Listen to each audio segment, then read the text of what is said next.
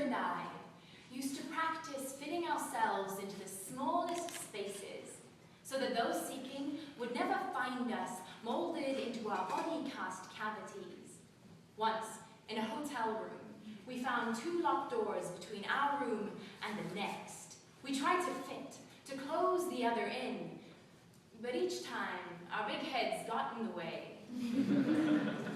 The day that I walked out of the back door of my house, I stepped into that space between weathered teak and heavy oak, Gothic replica, brass knocker digging into my stomach. My head was no longer too big to fit the space between rooms. I had imagined it bigger, drew my doors just wide enough apart to hold me. Plaster cast to encase the broken and the whole.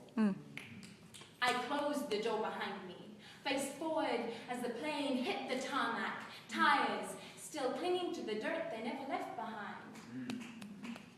I looked at the new world through the peephole its door gifted me and judged, not realizing that the fisheye lens contorting was fixed too deeply in my socket for the door to ever claim it as its own.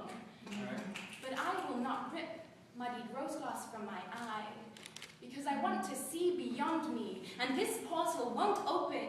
The door handle at my back is jammed. I think I rusted it. These 2 doors fused together to case this brain shut.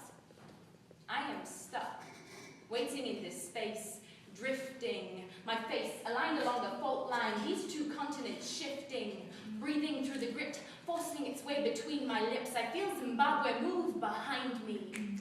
Hot earth grinding mango pips into my spine. Tumult rising and shifting as the land breathes history and cycles of hatred too deep for me to understand. The ground knocking rhythms on taut skins, on the backs of drums, on the backs of hollow rib cages, too tired to shout, too busy just living to protest, raining hands pummeling spine into chest. My feet are boot-clad now. The backs of my heels no longer feel the warmth of the earth that grew seedlings for my father once. Protected toes pushed up against this cold, freezing into the layers of fall leaves, foreign, caked around my ears. I listen to the frozen stones, challenging the things I have known. Dig fingers into soil and hold on to the pulses of tapping feet above me. If I stay, I will learn to read the rhythms, teaching me the stories of those that live here. Sounds so varied. But I am not sure if I will ever be able to dig far enough into understanding to add my steps to the crowd on the pavement. But perhaps all this tapping is just everyone knocking, speaking Morse code through the walls, each trapped in their own transition from world into change. Again and again, so I wait here, filtering pressured air through the creases of puckered lips, wait to leave, to return, unsure if I can live anywhere else now. Knowledge and culture keeping me confined in a headspace not big enough to hold both worlds yet.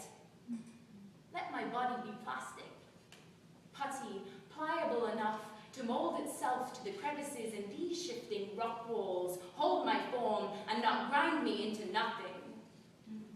Wait for this slow inching to shift me into another cliff face, or into a space that is bigger, a quake to climb out of, or a new continent.